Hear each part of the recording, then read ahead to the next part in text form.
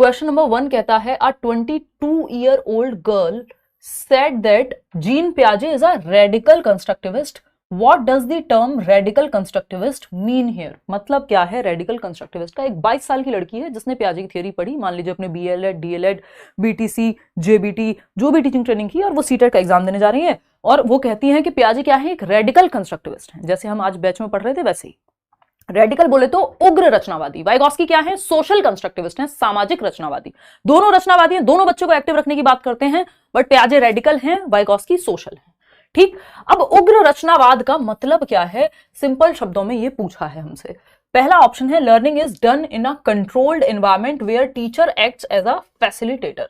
देखिए teacher facilitator सुविधा दाता की तरह एक्ट करे, कोई दिक्कत नहीं है इस बात में, कोई समस्या नहीं है, कोई परेशानी नहीं। बात करें किस चीज की, टीचर फैसिलिटेटर तो है, यानी वो सुविधा प्रदान करेगा जो कि कंस्ट्रक्टिविज्म में एनसीएफ कहता ही है, लेकिन कंट्रोल्ड एनवायरनमेंट में होगी जहां टीचर फैसिलिटेटर है, ये बातें सही है, कोई दिक्कत नहीं है। लेकिन रेडिकल कंस्ट्रक्टिविज्म का मतलब ये थोड़ा ही होता है, ये तो रचनावाद की भी बात हो रही है, ये तो वाइगॉस्की भी सेम करेंगे, उसमें कोई दिक्कत नहीं है कि एक एनवायरमेंट है और कंट्रोल्ड एनवायरनमेंट भी हो सकता है, वो अनकंट्रोल्ड भी हो सकता है। जनरली कंट्रोल्ड होता है, क्लासरूम में एक्टिविटीज हो रही है, और वो नॉर्मल अनकंट्रोल्ड भी हो सकता है, दोनों हो सकते हैं, इसको गलत नहीं कहेंगे, बट ये इसके बारे में सही नहीं है, रेडिकल कंस्ट्रक्टिविज्म सही नहीं है।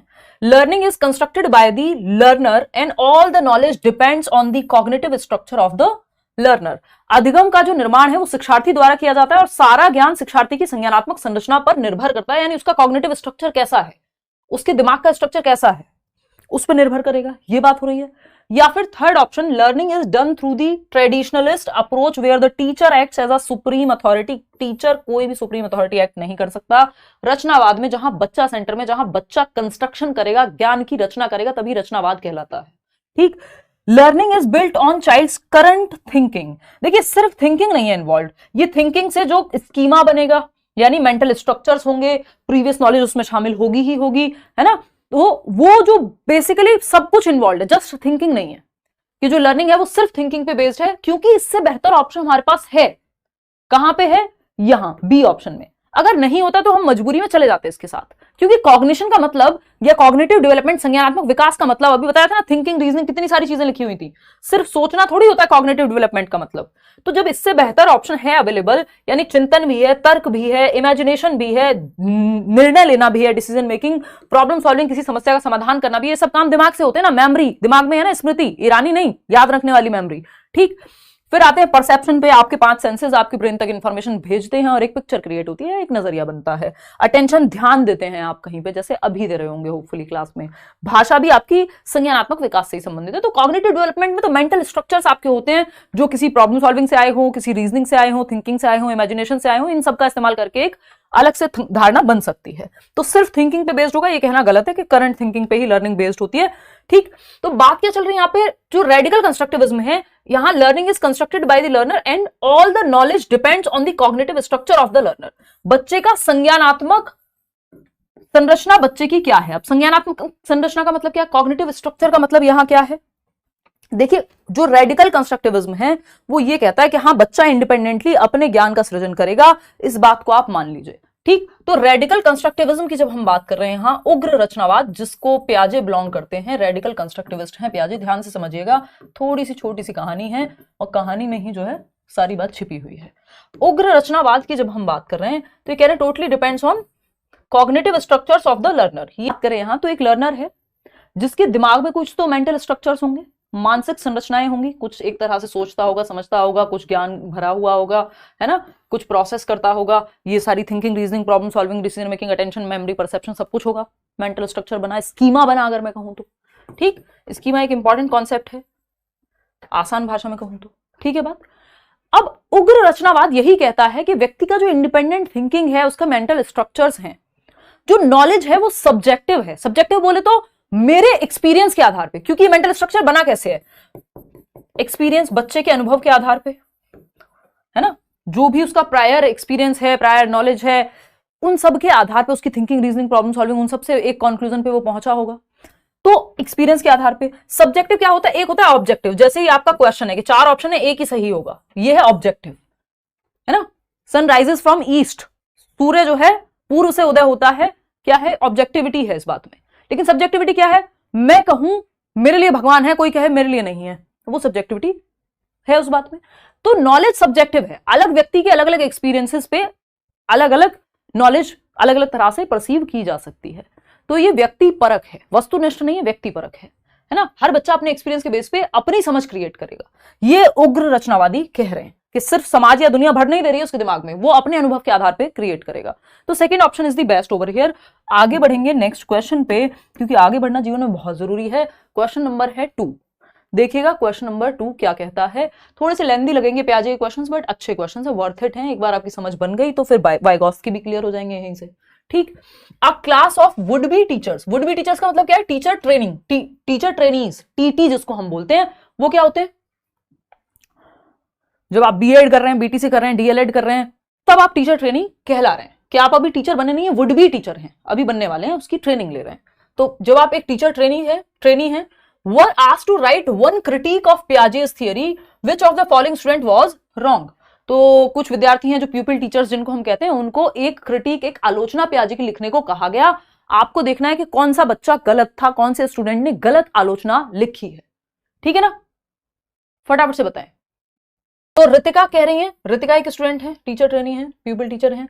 Piaget missed the impact of the social environment and culture on cognitive development because he was so focused on the universal stages of cognitive development and biological maturation। यानी Piaget ने जो है miss कर दिया impact social environment का और culture का cognitive development पे, यानी संज्ञानात्मक विकास पे, हमारे दिमाग के विकास पे, समाज और संस्कृति का जो इम्पैक्ट है उसको थोड़ा मिस कर दिया और यूनिवर्सल स्टेजेस दे दी डेवलपमेंट की और बायोलॉजिकल मैचुरेशन को, यानी हेरिडिटी को महत्वपूर्ण मान लिया। बात तो सही लग रही है, ये क्रिटिक है, हमें क्या पता, पूछा क्या जा रहा है हमसे, क्रिटिक चाहिए, रॉन्ग कौन है, गलत कौन है। हाँ बताइए, क्या ऐसा किया पियाजे ने? हाँ, वाइगॉस्की के केस में कहा जाता है कि उन्होंने बायोलॉजी को इग्नोर कर दिया कुछ हद तक, और पियाजे के केस में सोशल एस्पेक्ट को कुछ हद तक इग्नोर किया, पूरी तरह से नहीं किया बट किया। बात तो सही है। राधा क्या कह रही है, हिज थियरी, जेनेटिक्स को इन्होंने ज्यादा महत्व दे दिया हेरिडिटी को। राधा क्या कह रही है, his theory is not based on observation of children from different cultures. Radha कह रही है कि जो इनकी थियरी है, इनका सिद्धांत है, वो विभिन्न संस्कृतियों के बच्चों के अवलोकन पर आधारित नहीं है, यानी अलग अलग कल्चर के बच्चों को ऑब्जर्व नहीं किया गया जब पियाजे अपनी थियरी बना रहे थे। कल्चर का मतलब क्या है, वो एशियन कंट्रीज में आते, मतलब अगर वो इंडिया आते, श्रीलंका जाते, या फिर मान लेते हैं वो अमेरिका जाते, स्विस थे ना, स्विट्जरलैंड से थे पियाजे, बट ऐसा उन्होंने किया नहीं। वो स्विस साइकोलॉजिस्ट थे, तो स्विट्जरलैंड के ही बच्चों पे उन्होंने एक्सपेरिमेंट किया, और स्विट्जरलैंड में भी स्पेसिफिकली अपने बच्चों पे उन्होंने एक्सपेरिमेंट किए। तो सभी संस्कृतियों में तो उन्होंने देखा ही नहीं, तो ये सब पे लागू नहीं होती है चीज, ये इसका क्रिटिसिज्म है। बात बिल्कुल सही है भाई, जब पियाजे निकले नहीं स्विट्जरलैंड से, और कल्चर का हमारे संज्ञानात्मक विकास पे प्रभाव पड़ता है, हमारी संस्कृति का, किस संस्कृति में, किस समाज में हम रह रहे हैं, उसका प्रभाव पड़ता है हमारे संज्ञानात्मक विकास पे। डेवलपमेंट जो है सामाजिक आर्थिक स्थिति और सामाजिक सांस्कृतिक परिप्रेक्ष्य से प्रभावित होता है। जिस संस्कृति, जिस समाज में आप रहते हैं, जो एक्टिविटीज आप बचपन से कर रहे हैं, जो त्योहार आप मना रहे हैं, इन सब चीजों का प्रभाव पड़ता है। जो स्पिरिचुअल टैक्स या वॉट एवर जो भी आप पढ़ रहे हैं, तो इसका प्रभाव पड़ेगा। बात तो सही है। फिर आएगा थर्ड ऑप्शन, समय। समय एक व्यक्ति है, स्टूडेंट है, वो कहता है पियाजे underestimated the abilities of children because of the task used during his experiments. कि पियाजे ने बच्चों की क्षमताओं को कम आंका, जो उन्होंने प्रयोग किए उससे ही पता लगता है। हाँ, ऐसा ये भी एक क्रिटिसिज्म है पियाजे का कि कई बार पाया गया कि वो बच्चा जो रिवर्सिबिलिटी की वो बात कर रहे हैं या कंजर्वेशन की बात कर रहे हैं, तो उसमें से कुछ चीजें बच्चा 7 से 11 की बजाय 2 से 7 में सीख ले रहा है, तो वो अंडर एस्टिमेट किया कहीं कहीं पे, ऐसा भी दिखा। एक्सेप्शन है ना, तो यहां कह सकते हैं कि ये भी क्रिटिसिज्म यानी आलोचना में आएगा उनकी। असीम कह रहे हैं ही has taken children only from 0 to 12 years of age. Aseem ने कहा केवल 0 से 12 वर्ष तक की आयु के बच्चों को ही उन्होंने अपने एक्सपेरिमेंट में शामिल किया। बहुत ही प्यारा क्वेश्चन, आप देख रहे हो इतना लेंथी क्वेश्चन है, एक क्वेश्चन से कम आपकी 4-5 बातें क्लियर हो रही हैं। तो एक क्वेश्चन का मतलब हो गया कई क्वेश्चन कर लिया आपने, ठीक। तो समय क्या कह रहे हैं, पियाजे ने अंडर एस्टिमेट किया बच्चों को, और ये ठीक बात है।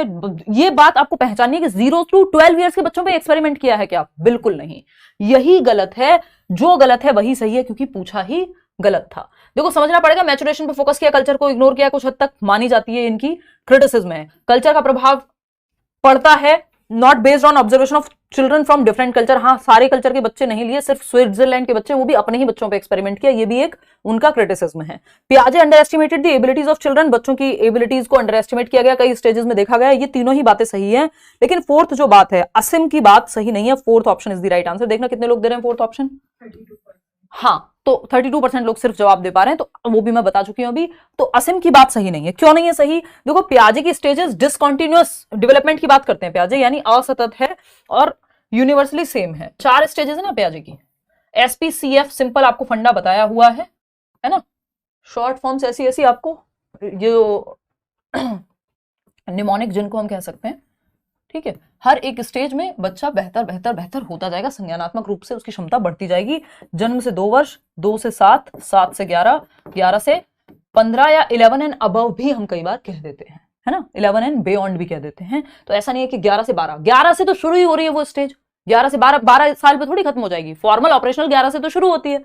SPCF यानी sensory motor, pre operational, concrete operational और फॉर्मल ऑपरेशनल, संवेदी परक, पूर्व संक्रियात्मक, मूर्त संक्रियात्मक और औपचारिक संक्रियात्मक। तो औपचारिक संक्रियात्मक तो 11 से शुरू हो रही है, 11 से 15, 11 एंड बियॉन्ड भी लिख देते हैं कई बार, 12 पे थोड़ी खत्म हो जा रही है। तो ये तो कहना गलत है कि 12 पे खत्म हो जाती हैं सारी स्टेजेस। इसीलिए असीम की बात जो है नहीं मानी जाएगी। बट 1 नंबर असीम नहीं दिलाया हमें, क्योंकि यही उत्तर सही था, क्योंकि पूछा ही गलत था और जो गलत था वही सही था। चलिए खैर, क्वेश्चन नंबर 4 पे आ जाइए। ये बात तो जीवन भर जो है चलती रहेगी। कौन सा क्वेश्चन है? 3। हाँ, 3 पे आ जाइए आप। देखिए क्वेश्चन नंबर 3 देखिएगा क्या कहता है। क्वेश्चन नंबर 3, जीन पियाजे said that children are little scientist, what does the term little scientist mean? यानी जीन पियाजे ने कहा कि बच्चे नन्हे वैज्ञानिक होते हैं। ये जो शब्द है नन्हे वैज्ञानिक, इस टर्म का मतलब क्या है बताइएगा फटाफट से। पहला ऑप्शन है children passively construct their knowledge, जहां बच्चे को निष्क्रिय कर दिया, जीरो कर दिया, बैठा दिया, उसको पैसिव कर दिया, जहां वो एक्टिवली ज्ञान का सृजन नहीं कर रहा है एक्टिविटी करके। वो आंसर हो नहीं सकता कि पियाजे ये कहें कि बच्चा निष्क्रिय है, क्योंकि वो तो ज्ञान का सृजन। और लिटिल साइंटिस्ट, साइंटिस्ट निष्क्रिय होगा, साइंटिस्ट तो एक्टिव मिलेगा। नन्हा वैज्ञानिक है ना बच्चा, अपनी दुनिया में अपने आसपास जो उसको मिलता है उस पर एक्सपेरिमेंट करता है, क्यूरियोसिटी है। मैं वो पेन वाला एग्जांपल अपना बहुत बार देती हूँ कि पहली बार ये वाला, क्या टिक टैक पेन बोलते हैं उसको, क्या बोलते हैं, जो भी है, स्प्रिंग वाला पेन मिला, उसको खोल के देखा, आपको कुछ भी नया खिलौना, पहले तो आप रोते हैं उसके लिए, फिर मिल जाता है, फिर बच्चा कुछ ही देर में आपको दिखेगा या 2 दिन में हद से हद वो खोल के तोड़ फोड़ के कुछ ना कुछ उसमें कर देता है आउट ऑफ क्यूरियोसिटी, क्योंकि वो है नन्हा वैज्ञानिक, उसको करना है एक्सपेरिमेंट। ठीक, तो ये बात तो सही है। लेकिन यहाँ वो बच्चा एक्टिवली करेगा, पैसिवली थोड़ी, सो के थोड़ी करेगा एक्सपेरिमेंट, वो तो बहुत एक्टिव है, तो ये गलत हो गया। Children construct their knowledge with the help of MQ and scaffolding, ये दोनों टर्म वाइगॉस्की की थ्योरी में यूज होते हैं, ना कि पियाजे के लिए। ठीक, फिर आता है third option, children have a set of schemas in their brain which help them with acquiring new set of knowledge, यानी बच्चों के मस्तिष्क में स्कीमा का एक समूह होता है जो उन्हें ज्ञान को प्राप्त करने में मदद करता है।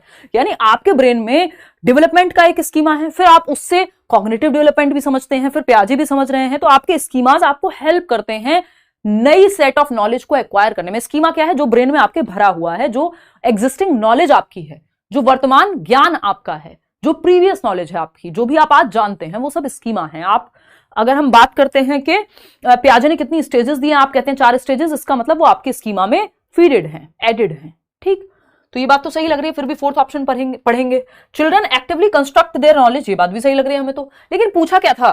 पूछा गया था what does the term little scientist mean. तो children have a set of schema in their brain which help them with acquiring new set of knowledge. चलो ठीक है कि नया स्कीमा है, बस बच्चे के मस्तिष्क में स्कीमा का एक समूह होता है जो उन्हें ज्ञान को प्राप्त करने में मदद करता है। लेकिन पूछा क्या था हमसे? ज्ञान कैसे प्राप्त करते हैं ये पूछा था? नहीं, हमसे पूछा था लिटिल साइंटिस्ट का क्या मतलब है, नन्हे वैज्ञानिक का। फोर्थ ऑप्शन फिर से पढ़ लेते हैं, children actively construct their knowledge, बच्चे सक्रिय रूप से अपने ज्ञान का निर्माण करते हैं, यानी वो लिटिल साइंटिस्ट है। साइंटिस्ट क्यूरियस है, एक्टिव है ना, और नॉलेज को सीख करता है, उसकी तरफ बढ़ता है। दोनों ही ऑप्शन बहुत क्लोज हैं, अगर दोनों ऑप्शन का ऑप्शन मिल जाए, दोनों में से किसी को भी बोर्ड में सही माना जा सकता है, बहुत क्लोज हैं दोनों ऑप्शन, लगभग सेम ही बात कह रहे हैं। लेकिन फिर भी हमें एक ही चूज करना है, तो हम लिटिल साइंटिस्ट के नाम पे फोर्थ के साथ जाएंगे। नहीं तो अगर थर्ड एंड फोर्थ दोनों का ऑप्शन होता तो दोनों को ही सही मान लेते, अभी भी मान सकते हैं। तो अगर आपने थर्ड लगाया तब भी आप ठीक है, बट लिटिल साइंटिस्ट की तरफ जा रहे हैं तो ज्यादा हमारा झुकाव जो है वो फोर्थ ऑप्शन के साथ होगा। दोनों को ही आप मान सकते हैं, नया क्वेश्चन है। क्वेश्चन नंबर 4 देखिएगा, क्वेश्चन नंबर 4। क्वेश्चन नंबर 4 क्या कहता है भाई? A child shows the following characteristics, कुछ विशेषताएं दर्शाता है एक बच्चा। फर्स्ट विशेषता है, पहला पॉइंट है, displays more effective special reasoning. बहुत अच्छा क्वेश्चन है, ध्यान से सॉल्व करिएगा।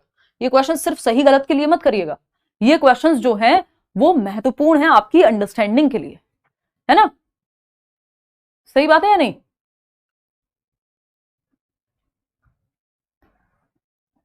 हाँ, थैंक यू दीपक। बताओ फटाफट से, क्वेश्चन का आंसर करो। तो फर्स्ट पॉइंट है, displays more effective special reasoning, यानी स्थानिक तर्क का अधिक प्रभावी प्रदर्शन करता है एक बच्चा। चलो ठीक है। Logical operations applied to concrete problems, मूर्त समस्याओं पे तर्क लगाता है। चलो ठीक है, 7 से 11 कॉन्क्रीट ऑपरेशनल की बात हो रही है। Begin to comprehend sequence of numbers, यानी सीरिएशन, सीरीज में लगाना, छोटे से बड़े, बड़े से छोटे, मतलब क्या हुआ, अपवर्ती और अनुवर्ती बोलते थे ना शायद, हाँ, तो अपवर्ती और अनुवर्ती या जो भी कहते थे उसको, यानी डिसेंडिंग और असेंडिंग ऑर्डर में लगाना या असेंडिंग डिसेंडिंग में लगाना, घटते क्रम में और बढ़ते क्रम में, सीरिएशन, ठीक है। द चाइल्ड फॉल्स, अब ये भी कहां आता है, सीसीएस, कंजर्वेशन, और क्या आता है, क्लासिफिकेशन और सीरिएशन, ये कहां आते हैं, सी में ही, यानी कॉन्क्रीट ऑपरेशनल में ही आते हैं। सिंपल शॉर्ट फॉर्म से आपको चीजें याद कराई हुई हैं, अगर आप बैच में या प्रीवियस वीडियोस देखे हैं आपने तो ये बात आपको बिल्कुल पता होनी चाहिए। फिर आते हैं, the child falls in which category of Jean Piaget's stage of cognitive development, बच्चा पियाजे की कौन सी स्टेज में आता है, ध्यान से जवाब दीजिएगा, गड़बड़ हो जाएगी इसमें। बच्चा जीन पियाजे के संज्ञानात्मक विकास के किस चरण में की श्रेणी में आता है। अब 3 चीजें, जिसमें से 2 चीजें सीधे मैच हो रही हैं कि ये कॉन्क्रीट ऑपरेशनल मूर्त संक्रियात्मक अवस्था है, क्योंकि तर्क लगा रहा है बच्चा मूर्त चीजों पे। मूर्त चीजें वो जिनको देखा जा सकता है, छुआ जा सकता है, जैसे ये पेन के बारे में तर्क लगाना, है ना। संख्याओं के अनुक्रम को समझना शुरू करता है, ये भी पता है आपको, सीरिएशन भी यही आता है। फर्स्ट में हमें कंफ्यूजन है, उसको पढ़ते हैं। अधिक प्रभावी स्थानिक, यानी आपको कंफ्यूजन है, अधिक प्रभावी स्थानिक तर्क प्रदर्शित करता है। मैं तो सवाल लाई हूं तो पता ही है, आओ फटाफट से समझते हैं दोनों मिलकर के। मैं भी ऐसे ही प्रिटेंड करती हूँ कि हाँ, हमें सबको मिलकर के समस्या है, इसको सॉल्व करते हैं। Displays more effective special reasoning, यानी बच्चा अधिक प्रभावी स्थानिक तर्क प्रदर्शित करता है। अब देखो, ये स्पेशल रीजनिंग जो है, इसका मतलब क्या होता है, आप गार्डनर की थियरी आपने पढ़ी होगी, चीजें कनेक्ट करते हैं, है ना। अच्छे टीचर का गुण कनेक्ट कर देता है चीजें एक से दूसरा टॉपिक। इंटरडिसिप्लिनरी अप्रोच, जो आपकी नेशनल एजुकेशन पॉलिसी भी कहती है ना, फिर कॉपी भी करते हैं लोग उसको। चलिए आ जाइए। तो अगर मैं बात करूं आपकी स्पेशल रीजनिंग की, यानी स्थानिक तर्क की, तो स्थानिक तर्क का मतलब क्या होता था। स्पेशल इंटेलिजेंस याद करो, हार्वर्ड गार्डनर की थियरी में स्पेशल इंटेलिजेंस या स्थानिक बुद्धि का मतलब होता है जिसको दिशाओं का ज्ञान हो। वो गूगल मैप वाली आंटी की स्थानिक बुद्धि अच्छी होती, अगर वो एक इंसान होती तो, वैसे भी होगी ही। तो स्थानिक तर्क की जब हम बात कर रहे हैं, यानी व्यक्ति अच्छा होगा डायरेक्शंस के साथ, यानी उसको अब दिशाएं समझ में आने लगी होंगी, है ना, कि इस तरफ से जाते हैं तो ये वाला रास्ता आ जाता है। मैप्स का थोड़ा बहुत आइडिया लग गया होगा, दिशाओं का, मैप्स का, इन सब का बेसिक आइडिया होगा उसको, जिसमें स्पेशल रीजनिंग है। ये डेवलप होनी शुरू हो जाती है और ठीक ठाक स्थिति तक डेवलप हो जाती है 7 से 11 के बीच में ही, है ना, कि वो जो रिवर्सिबिलिटी आ जाती है ना, जिसको हम कहते हैं प्रतिवर्ती होती है, जो सोच रिवर्स कर पा रहा है, कि स्कूल से घर, घर से स्कूल का रास्ता अब याद है 7 से 11 वर्ष के बच्चे को, है ना, कि अब वो स्कूल से घर, घर से स्कूल आ सकता है, अगर बहुत ज्यादा दूर या कॉम्प्लेक्स रास्ता नहीं है तो ये स्पेशल रीजनिंग इसमें विकसित हो जाती है 7 से 11 में। तो ये भी कॉन्क्रीट की तरफ ही इशारा कर रहा है, ये एक एक्स्ट्रा बात है जो आपको सीखने को मिली होगी। ठीक, तो फर्स्ट सेकंड थर्ड तीनों ही सही है, और तीनों किसके बारे में बात कर रहे हैं, कॉन्क्रीट ऑपरेशनल 7 से 11 वर्ष, तीसरी स्टेज है पियाजे की। ये पहली है जन्म से 2 वर्ष सेंसरी मोटर, 2 से 7 प्री ऑपरेशनल, फॉर्मल ऑपरेशनल है 11 एंड बियॉन्ड या 11 to 15। चलिए आगे बढ़ते हैं, क्वेश्चन नंबर 15 देखिएगा और समझेंगे कहानी क्या है।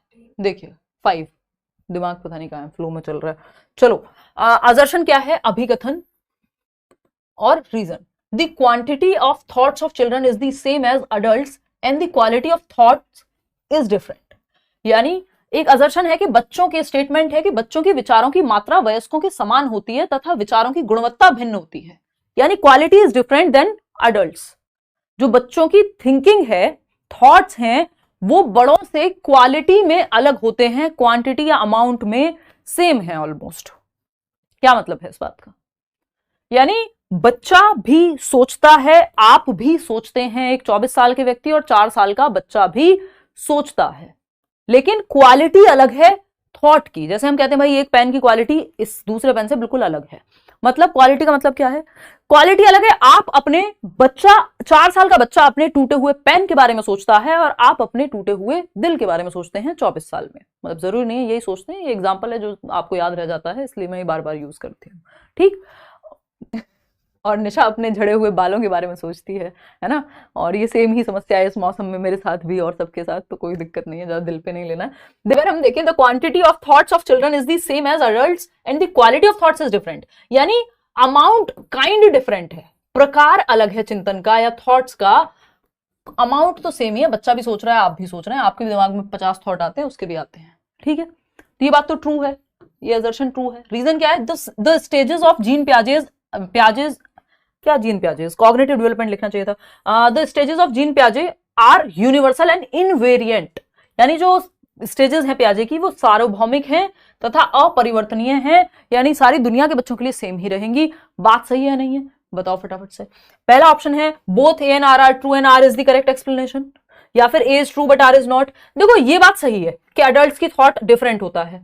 ये कह रहे हैं स्टेजेस ऑफ जीन प्याजे आर यूनिवर्सल एंड इनवेरिएंट, मतलब बात चल रही है कि जो आपकी थॉट थिंकिंग की क्वालिटी है बड़ों की, वो छोटों से यानी बच्चों से क्वालिटी में या काइंड में अलग होती है, अमाउंट में या क्वांटिटी में सेम रहती है। ये बात सही है।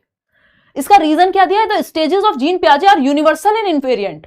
अब हमारे 3 स्टेप की प्रोसेस रहती है ये असर्शन रीजन के क्वेश्चन में। क्या ए सही है? हाँ ए सही है।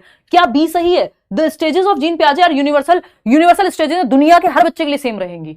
बात तो सही है। Sensory motor, pre operational, concrete operational, formal operational, इसी सीक्वेंस में चलेंगी हर बच्चे के लिए, चाहे वो पाकिस्तान का बच्चा हो, कजाकिस्तान का हो, अमेरिका का हो, यूरोप का हो, भारत का हो, कहीं का भी हो, सबके लिए सेम है। कल्चर पे प्रभाव, कल्चर का उस तरह से प्रभाव इन्होंने दिखाया ही नहीं है। बात तो सही है। तो ए भी सही है और आर भी सही है। अब हमारा आता है तीसरा स्टेप। अगर ये 3 स्टेप हम ठीक से फॉलो कर रहे हैं, इस तरह के क्वेश्चन गलत नहीं होते।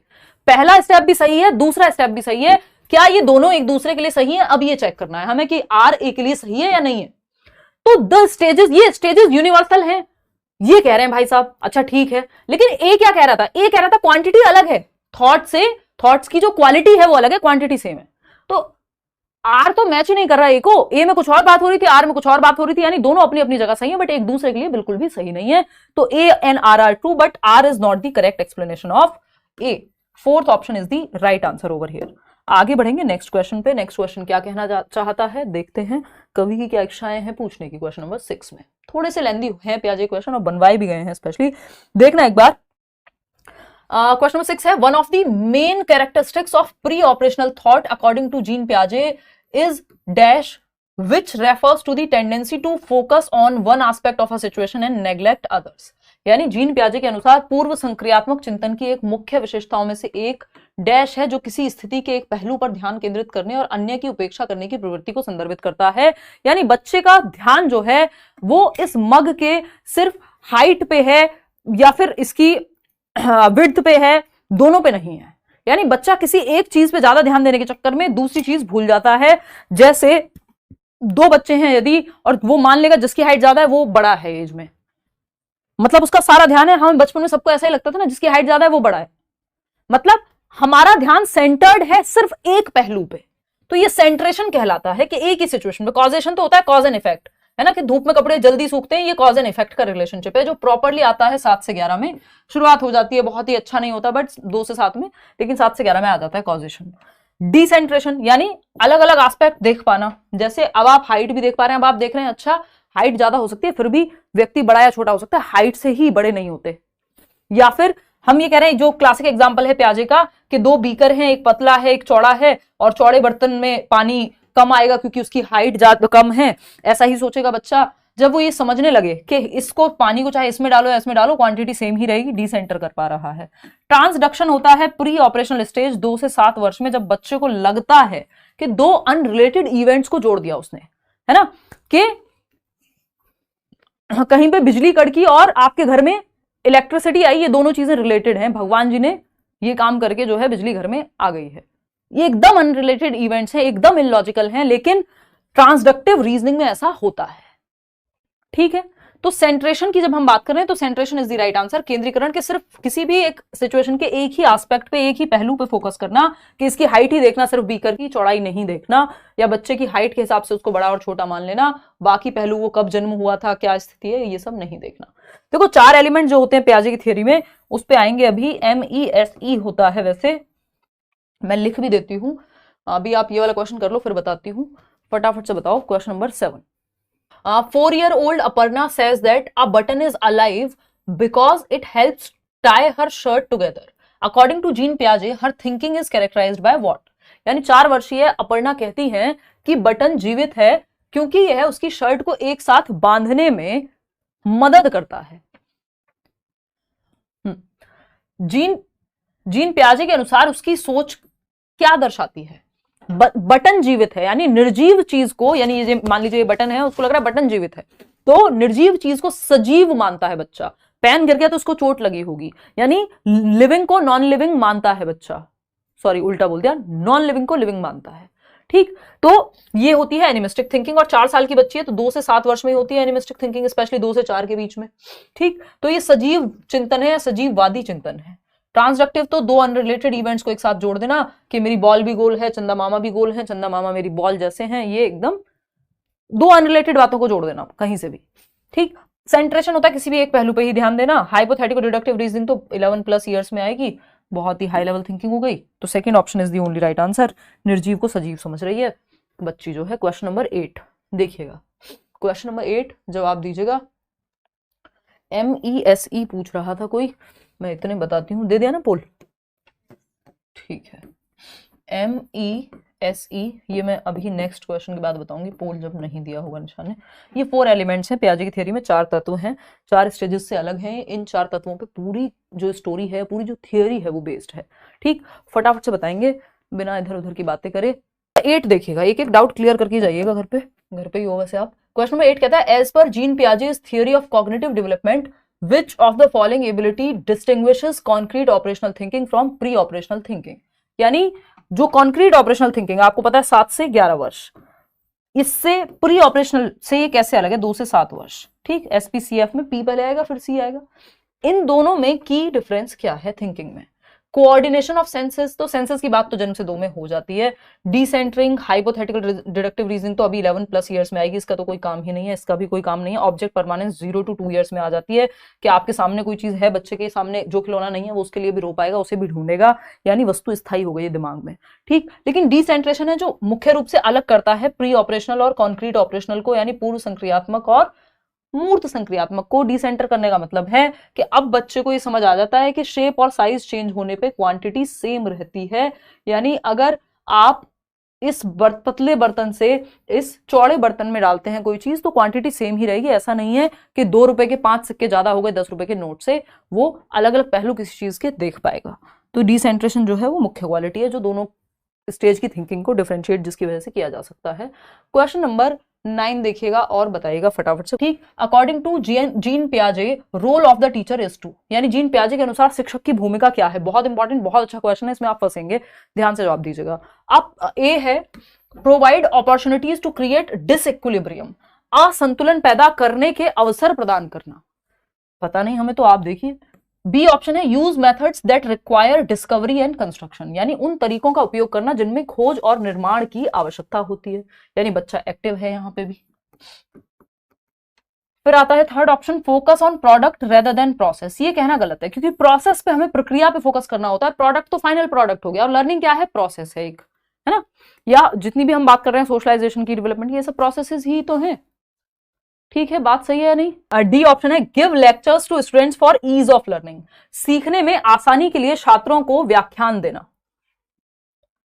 फटाफट से बताओ। Give lecture to students for ease of learning, आसानी के लिए क्या कर रहे हैं आप? लेक्चर दे रहे हैं बच्चों को। तो क्या ये बात सही लग रही है? देखो, लेक्चर को, डायरेक्ट लेक्चर को बहुत ज्यादा अच्छा नहीं मानते प्याजे कि दिमाग में भर दो, ये वैसा ही हो गया जो डायरेक्ट इंस्ट्रक्शन टाइप। और चारों ऑप्शन चूज करने का ऑप्शन है हमारे पास, बट चारों सही नहीं है क्योंकि ये प्रोडक्ट वाली बात तो गलत होगी। फाइनल प्रोडक्ट थोड़ी है, लर्निंग तो अभी सीखना की प्रक्रिया है, सीखने की। देखो यहाँ पे बी तो सही है ही, ए भी सही है। अब कैसे सही है अभी मैं समझाऊंगी, अभी आपको लग रहा होगा क्या बोल रही हूँ। ए एंड बी दोनों सही है।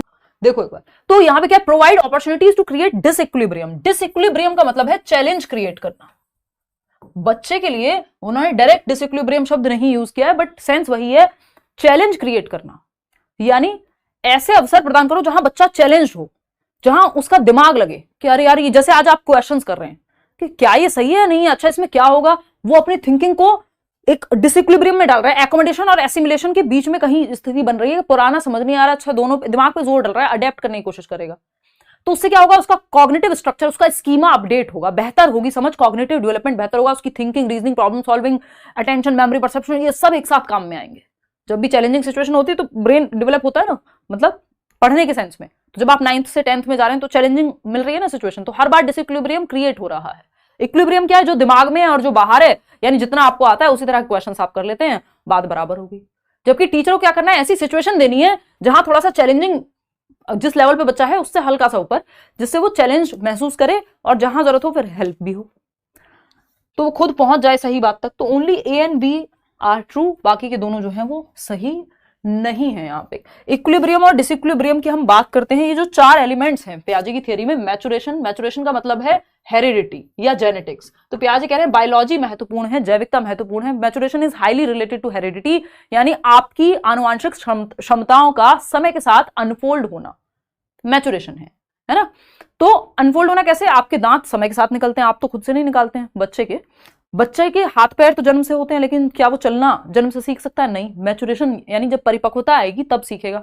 तो मैचुरेशन बाय डिफॉल्ट होती है ना। लड़कियों में मेंस्ट्रुएशन साइकिल या लड़कों में जो प्यूबर्टी में जितने भी चेंजेस आ रहे हैं वो बाय डिफॉल्ट अपने आप हो रहे हैं ना, अनफोल्ड हो रहे हैं। हेरिडिटी में कोडिंग है, जेनेटिक मेकअप है जो समय के साथ अनफोल्ड होगा।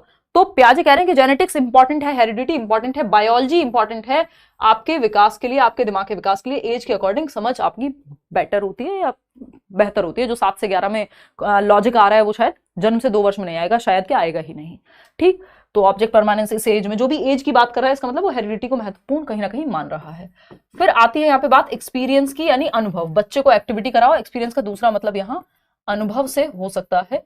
ठीक, एक्टिविटी यानी सक्रिय रखिए बच्चे को, एक्टिविटी कराइए। फिर आता है सोशल एक्सपीरियंस। तो सोशल एक्सपीरियंस को बिल्कुल जीरो नहीं कर दिया है, महत्व दिया है इसको भी, लेकिन हाँ वाइगॉस्की जितना नहीं कि बच्चा समाज में या लोगों में, ठीक है, वो अपना एक अनुभव लेगा और अपनी एक समझ बनाएगा। फिर आता है इक्विलिब्रेशन। इक्विलिब्रेशन की जब हम बात कर रहे हैं यहाँ पे, ये है संतुलन जिसकी अभी बात हो रही थी, है ना, संतुलन। इस संतुलन में ही आता है आपका अडेप्टेशन और ऑर्गेनाइजेशन की प्रक्रिया, कि आपके ब्रेन में जो जो इंफॉर्मेशन होती है उसको आप ऑर्गेनाइज करते जाते हैं। ये 4 फैक्टर्स हैं, 4 स्टेजेस, इन्हीं पे बाद में बेस्ड हैं। ठीक है ना, कहीं होगा भी यही, 1 मिनट में आपके सामने ये दिखा भी देती हूँ। ओके फाइन, यहाँ पे तो नजर नहीं आ रहा हमको, 1 मिनट रुको। चलो कोई नहीं, ऐसे ही यहीं पे डिस्कस कर लेते हैं। तो एक तरफ अडेप्टेशन है जिसको अनुकूलन कहते हैं, कि आप एनवायरनमेंट के साथ अडेप्ट करते हैं। अडेप्ट कब करेंगे, चैलेंजिंग सिचुएशन तो आनी चाहिए ना। तो एसिमिलेशन और एकोमोडेशन। एसिमिलेशन है कुछ नया ऐड करना एग्जिस्टिंग स्कीमा में, एकोमोडेशन है मॉडिफाई करना जब चीजें नए स्कीमा में फिट नहीं हो रही। तो मॉडिफिकेशन होगा जब चैलेंज सामने आएगा बच्चे के। तो और ऑर्गेनाइजेशन तो सिंपल है, ब्रेन में आपने चीजों को ऑर्गेनाइज किया हुआ है, ये सीडीपी का कॉन्टेंट, ये इसका, ये उसका। ठीक, ये 4 फैक्टर्स हैं। ठीक, तो यहाँ पे answer only A and B बनता है कि जब डिसइक्विलिब्रियम, असंतुलन की स्थिति पैदा होगी, जो दिमाग में और जो बाहर क्वेश्चन है दोनों मैच नहीं हो रहे, तो थोड़ा सा दिमाग पे जोर डालोगे, एकोमोडेट करोगे, चेंज करोगे, प्रीवियस को मॉडिफाई करोगे, तो बेहतर से आपकी लर्निंग होगी। तो ए एंड बी दोनों ही सही हैं। आगे बढ़ेंगे क्वेश्चन नंबर 10 पर, देखिएगा क्या कहता है क्वेश्चन नंबर 10, फटाफट से जवाब दीजिएगा। ये कहता है पियाजे has assumed that all children go through the same sequence of development but at different rates. यानी सीक्वेंस सेम है। सीक्वेंस बोले तो SPCF, sensory motor, pre operational, concrete operational और फॉर्मल ऑपरेशनल, सारी दुनिया के बच्चों के लिए सेम है। ठीक है, सीक्वेंस सेम है बट एट डिफरेंट रेट्स। लेकिन ये जरूरी नहीं है कि दर सेम हो, स्पीड ऑफ डेवलपमेंट या रेट ऑफ डेवलपमेंट या पेस ऑफ डेवलपमेंट, विकास की दर भिन्न होती है, विकास के चरण सेम होते हैं। समझ पा रहे हो बात को? तो अगर हम देखें विकास की स्टेजेस यानी डेवलपमेंटल स्टेजेस जो हैं वो यूनिवर्सल हैं, लेकिन रेट इज डिफरेंट। एक 1.5 साल का बच्चा हो सकता है दौड़ने मतलब चलने लगा हो, बोलने जल्दी लगा हो। दूसरा बच्चा हो सकता है जो अभी 1.5 साल में ठीक से नहीं चल पाता है या बोलना भी उतना इफेक्टिवली शुरू नहीं किया। तो रेट में अंतर हो सकता है लेकिन स्टेज सेम है। ये बात तो सही है। Therefore teacher must plan activities. कैसी एक्टिविटीज प्लान करे teacher? Outside the classroom, inside the classroom, for individual children and small groups, not just for the whole class. यानी व्यक्तिगत बच्चों और छोटे समूहों के लिए, यानी इंडिविजुअल डिफरेंसेस का ध्यान रखे टीचर, व्यक्तिगत विभिन्नताओं का ध्यान रखे, क्योंकि बच्चों में विभिन्नता होती है। हर एक बच्चा सेम स्टेज में होने के बावजूद सेम गति से सीखेगा, ये जरूरी नहीं है। बात सही है नहीं? तो थर्ड ऑप्शन सही है। According to needs of the curriculum, curriculum नहीं बच्चे की नीड्स के हिसाब से करिकुलम डिजाइन होता है, ना कि उल्टा। तो थर्ड ऑप्शन ही यहाँ बच्चे के पक्ष में है। आगे बढ़ेंगे क्वेश्चन नंबर 11, देखिएगा क्या कहता है क्वेश्चन नंबर 11। ये तो आया हुआ क्वेश्चन है और फटाफट से इसको तो आप जल्दी से जवाब देंगे, इसमें समय मैं आपको नहीं दूंगी। After getting out in the game due to the rope getting stuck in her leg while jumping, Aru says that the rope deliberately got her out. At what stage of Jean Piaget's theory of cognitive development do children reason like this? यानी एक बच्ची आरू जो रस्सी कूदना होता है ना, तो वो रोप स्किपिंग कर रही थी, खेल रही थी और वो पैर में रस्सी अटक गई, गिर गई वो, और उसने कहा कि इस रस्सी ने मुझे जानबूझ करके चोट मारी है। मतलब निर्जीव को सजीव समझ रही है। रस्सी खुद से चोट कैसे मारेगी, है ना? कोई जादू मंत्र थोड़ी फूंक दिया है किसी ने, फूंका भी हो तब भी कैसे मारेगी? मतलब हम तो निर्जीव मान रहे हैं ना, नॉन लिविंग है रस्सी। तो अब बच्चे को नॉन लिविंग चीज लग रही है कि लिविंग है, ये जान के किया है इसने, जो कि जान के नहीं करेगी। ये माउस अपने आप उठ के यहाँ नहीं आ जाएगा, वो भूत वाली मूवीज में उड़ने लगे बात अलग है, या डोरेमोन उड़ा दे अपने किसी गैजेट से, नॉर्मली नहीं आएगा क्योंकि ये नॉन लिविंग है। तो ये एनिमिस्टिक थिंकिंग है। क्या है? Mind blowing questions ma'am, thank you, बढ़िया समझ आ रहा है, बहुत बढ़िया। हाँ, हम सेंसिबल क्वेश्चंस, भाई हमारी टीम की भी इसमें पूरी मेहनत रहती है और मेरी पूरी कोशिश रहती है कि सेंसिबल क्वेश्चंस आए। ऐसा नहीं है कि नए क्वेश्चन के चक्कर में कुछ भी टेढ़े मेढ़े क्वेश्चन या जरूरत से ज्यादा फालतू डिफिकल्टी जिसमें कोई जो ऐसा पूछा ही नहीं जाएगा। तो डिफिकल्टी लेवल भी एकदम मॉडरेट रहे, मतलब इस तरह का जिस तरह का पूछा जाता है उससे थोड़ा बहुत ऊपर, और पैटर्न वही रहे, वो भटके नाम सिलेबस से। देखो, तो बच्ची रस्सी से आउट हो गई, ये तो आया हुआ क्वेश्चन है। तो अब आउट हो गई यानी एनिमिज्म, उसको लग रहा है रस्सी ने खुद से आउट किया उसको, यानी रस्सी जो है निर्जीव नहीं है, सजीव है। सजीववादी चिंतन, सजीववादी चिंतन सिंपल प्री ऑपरेशनल स्टेज में होता है, एनिमिज्म में प्री ऑपरेशनल स्टेज में होता है। निर्जीव को सजीव समझना, नॉन लिविंग को लिविंग समझना। क्वेश्चन नंबर 12 देखिएगा, 12 पे आए ना, हम 11 था ना वो। क्वेश्चन नंबर 12 देखिएगा और बताइएगा। क्वेश्चन नंबर 12 कहता है जीन पियाजे बिलीव दैट नॉलेज इज, यानी जीन पियाजे का मानना था कि ज्ञान क्या, ज्ञान क्या, innate and given rather than acquired through interactions, यानी इंटरेक्शन, सोशल इंटरेक्शन भी हो सकता है, नॉर्मल एनवायरमेंट के साथ इंटरेक्शन भी हो सकता है, पेड़ पौधों से भी इंटरेक्शन हो सकता है।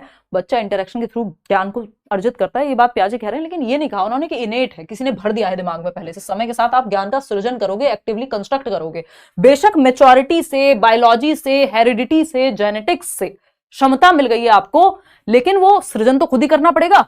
अगर मैं अपनी क्षमताओं का यूज ही ना करूं तो फिर कहां से बुद्धिमान व्यक्ति बन पाएगा, यानी उसका संज्ञानात्मक विकास, कॉग्निटिव स्किल्स कैसे बेहतर होंगी यदि वो, आप अच्छी किताबें नहीं पढ़ रहे, अच्छे लोगों में नहीं बैठते, कुछ डिस्कशन डिबेट चर्चा कुछ नहीं करते, बस रट करके, और एक आपका ख्वाब है बस नौकरी मिल जाए, उससे ज्यादा कुछ ना सोचना, ना दोबारा कभी किताब उठा के देखना। बहुत सारे लोग तो इस तरह के भी मिल जाएंगे। तो फिर वो जो क्षमता आपको मिली थी बायोलॉजी से, वो अनफोल्ड ही नहीं होगी, वो बाहर निकल कर ये ही नहीं आएगी। ये कोई इनेट थोड़ी है कि किसी ने हाथ रखा सर पे और चमत्कार हो गया और सारी बुद्धि एक साथ आ गई, या वो रोबोट की तरह किताब पढ़ ली एक बार में ऐसे ऐसे करके, है ना। तो इनेट तो नहीं होती, एक्टिवली कंस्ट्रक्ट करते हो, ज्ञान का एक्टिव सृजन किया जाता है, नॉलेज को कंस्ट्रक्ट किया जाता है एक्टिविटी करके, डिसइक्विलिब्रियम चैलेंज करके, ये सब करके। सेकंड ऑप्शन है को कंस्ट्रक्टेड इन, पहली बार में क्वेश्चन सारे थोड़ी समझ आ जाते हैं, आप चैलेंज करते हो खुद को, हर बार नई सिचुएशन डालते हो, और डिफिकल्ट, फिर समझते हो जहां समझ नहीं आया, ऐसे कर रहे हो आप नॉलेज को कंस्ट्रक्ट। ऐसे थोड़ी कि किसी ने भर दिया दिमाग में, ठीक। तो को constructed in interactions with more knowledgeable other, ये तो वाइगॉस्की की बात है, एमक्यू, पियाजे तो करते नहीं है ये वाली बात।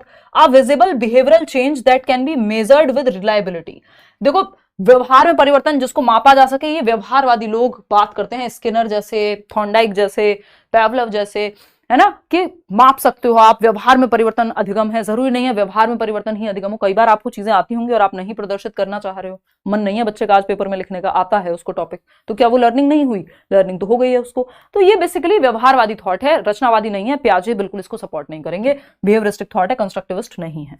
फोर्थ ऑप्शन है constructed by the child rather than being passed passive from the environment, ये बात एकदम सही है। जहां बच्चा एक्टिव है 99.9% केसेस में पेडागोजी में आप सही उत्तर तक पहुंच जाएंगे, ठीक। यानी पर्यावरण से निष्क्रिय रूप से पारित होने के बजाय बच्चे द्वारा निर्मित होता है ज्ञान। जब आप खुद को चैलेंज करते हैं, नई नई चीजें पढ़ रहे हैं, जान रहे हैं, अभी जैसे जिन टॉपिक्स में आपको दिक्कत है उनको फिर से समझ रहे हैं, नए तरीके से पढ़ने की कोशिश कर रहे हैं, नए क्वेश्चन सॉल्व कर रहे हैं, तो ये ऐसा थोड़ी कि पैसिव बैठे हैं, एक्टिवली नॉलेज को कंस्ट्रक्ट कर रहे हैं, कोई भर थोड़ी जाएगा दिमाग में। तो fourth option is the right answer. आगे बढ़ेंगे क्वेश्चन नंबर, भाई बच्चा तो लिटिल साइंटिस्ट है ना, नन्हा वैज्ञानिक, एक्टिवली आप नॉलेज को कंस्ट्रक्ट करते हैं। 13 देखिएगा, a child realises that a 4-legged animal that neighs can not fit into her existing schema of dog, ये नेज का मतलब है यहाँ पे हिनहिनाना, जैसे कि घोड़ा करता है, चार घोड़े की बात हो रही है, हॉर्स की बात हो रही है। A child realises that a 4-legged animal, 4 पैरों वाला एक एनिमल है, पशु है, जो ने करता है यानी वो हिनहिनाता है, can not fit into her existing schema of dog. अब उसको ये समझ नहीं आ रहा है ये डॉग तो नहीं है, बट ये है कौन, क्योंकि डॉग तो बात करेगा, भौंकेगा। What process will she undertake to fit this new information into her schemas? अब उसको अपने स्कीमा में, अपने दिमाग में, अपने प्रीवियस एग्जिस्टिंग जो भी नॉलेज है, उसकी वर्तमान ज्ञान है, उसमें फिट करने के लिए कौन सी प्रोसेस को अपनाना पड़ेगा? डिसइक्विलिब्रियम प्रोसेस थोड़ी है फिट करने की, ये डिसइक्विलिब्रियम तो तब हुआ जब वो मिसमैच हो गया कि जो उसके दिमाग में है डॉग और जो बाहर देख रही है हॉर्स, वो दोनों मैच नहीं हो रहे हैं, डिसइक्विलिब्रियम हुआ। लेकिन यहां पे ये पूछ लिया होता कि इसको क्या कहेंगे, तो कहते डिसइक्विलिब्रियम। पूछा क्या है, देखो कोई भी क्वेश्चन में पूछा क्या है वो सबसे महत्वपूर्ण है। ठीक से अगर हम क्वेश्चन नहीं पढ़ रहे तो हम गलती कर रहे हैं, 90% प्रॉब्लम वहीं सॉल्व हो जाती है जब आप ध्यान से पढ़ लेते हैं क्वेश्चन को। पेडागोजिकल क्वेश्चंस पढ़ने पे ही पूरा खेल हो जाता है। She undertake to fit this new information into her schemas. अब उसको अपने स्कीमा में, अपने दिमाग में फिट करने के लिए कौन सी प्रक्रिया का प्रयोग करना पड़ेगा। ये नहीं पूछा कि क्या हुआ है, डिसइक्विलिब्रियम हुआ है, ये नहीं पूछा है। पूछा क्या है, असंतुलन यानी डिसबैलेंस। नहीं, बैलेंस में करने के लिए क्या करना पड़ेगा, एकोमोडेट करना पड़ेगा, नई इंफॉर्मेशन को फिट करने के लिए मॉडिफाई करना पड़ेगा, प्रीवियस स्कीमा में परिवर्तन लाना पड़ेगा, क्योंकि जो नई इंफॉर्मेशन है वो just as it is add नहीं हो पा रही है। एसिमुलेशन होता है एग्जिस्टिंग इंफॉर्मेशन, एग्जिस्टिंग स्कीमा में कुछ ऐड कर लेना, फिट इन कर लेना एग्जिस्टिंग में ही, लेकिन यहां पे चेंज करना पड़ेगा नई इंफॉर्मेशन की बेसिस पे। होम्योस्टेसिस भी बैलेंस की स्थिति होती है, इसकी बात हल ने की है, इन्होंने नहीं की है, पियाजे ने, CH हल, क्लार्क हल करके उनकी थियोरी है, तो ड्राइव रिडक्शन की, उसका यहाँ कोई यूज नहीं है आपके सिलेबस में। समायोजन इज द राइट आंसर। अब समायोजन करना पड़ेगा, जब जस्ट ऐड करना पड़े तो आत्मसातीकरण।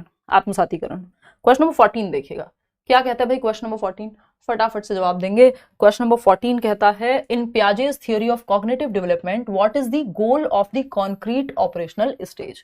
कॉन्क्रीट ऑपरेशनल स्टेज आपको पता है 7 से 11 वर्ष की अवस्था है, तो मूर्त संक्रियात्मक अवस्था का लक्ष्य क्या है, ये पूछा है। 7 से 11, लॉजिक पहली बार यही आता है। ऑपरेशनल थॉट, एब्स्ट्रैक्ट, अमूर्त चिंतन, यानी जो चीजें सामने नहीं है, एक एब्स्ट्रैक्ट है, दूसरा कॉन्क्रीट है। कॉन्क्रीट वो, ये माउस, ये पेन, मैं आपके सामने हूं, मतलब लिटरली नहीं, बट आप देख पाते हैं, है ना, टच फील देख पाते हैं इंसान को, या माउस को मान लीजिए, जो आपके फोन, जिस फोन पे आप देख रहे हैं वो फोन कॉन्क्रीट है। लेकिन आपसे कहा जाए प्रेम पे आपके विचार बताइए कैसा महसूस होता है, वो थोड़ा सा एब्स्ट्रैक्ट है, शायद आप एग्जैक्ट बता भी ना पाए, थोड़ा अमूर्त हो गया। ऑनेस्टी अमूर्त हो गई, ऐसे कॉन्सेप्ट्स, बिटकॉइन अमूर्त हो गया, मूर्त थोड़ी जिसको टच फील कर लोगे डायरेक्ट। आइडियाज की जब हम बात कर रहे हैं तो कई बार अमूर्त होते हैं, और अमूर्तता पे चिंतन होता है 11 साल के बाद, यानी आपकी फॉर्मल ऑपरेशनल में, ना कि कॉन्क्रीट में। तो ये तो ऑप्शन हट गया। ऑब्जेक्ट परमानेंस तो जन्म से 2 में ही आ जाती है, वस्तु स्थायी, तो ये भी हट गया।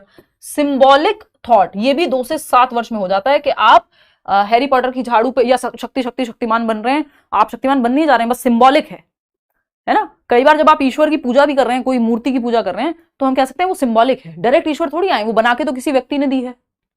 तो सिंबॉलिक मतलब यहाँ पे जैसे सिंबल्स के माध्यम से सीखना, ABCD के माध्यम से चाहे आप सीख रहे हो, वो भी लैंग्वेज भी सिंबॉलिक है। अगर हम बात कर रहे हैं आपकी और सिंबॉलिक क्या, जो हैरी पॉटर की झाड़ू है उस पर बैठ के एक बच्चा उड़ने की कोशिश कर रहा है, सिंबॉलिक है।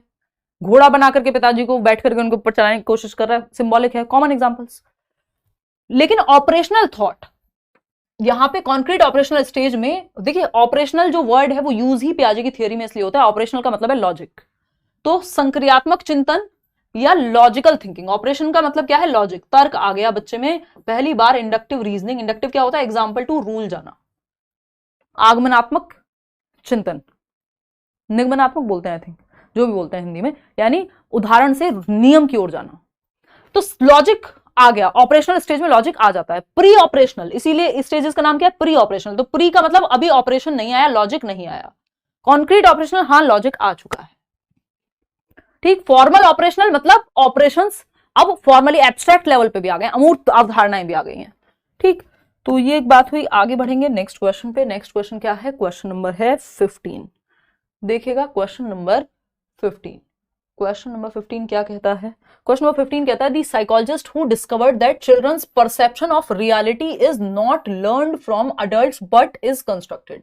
यानी एक कौन से वो मनोवैज्ञानिक है जो कह रहे हैं कि जिसने ये पता लगाया कि बच्चों की जो वास्तविकता है, उनकी रियलिटी है, उनकी दुनिया है, वो वयस्कों से सीखी या दिमाग में भरी नहीं जाती कि पापा को देखा यही दुनिया भर ली। वो अपनी समझ का निर्माण खुद से करते हैं। मोनिका कल से होगी मैथ्स की क्लास आपकी। यानी बच्चे एक्टिव बिल्डर्स ऑफ नॉलेज हैं, बच्चे ज्ञान के सक्रिय निर्माता हैं। वो एक्टिविटी करके, वो लिटिल साइंटिस्ट है, नन्हे वैज्ञानिक हैं, अपनी समझ, अपनी गलतियां करके बनाते हैं, या अपनी एक्टिविटी करके बनाते हैं। सिंपल पियाजे का ही कथन है, इसमें तो कोई बात ही नहीं है, पियाजे का ही सेशन है, ये तो आप आसानी से बता ही सकते हैं, ठीक।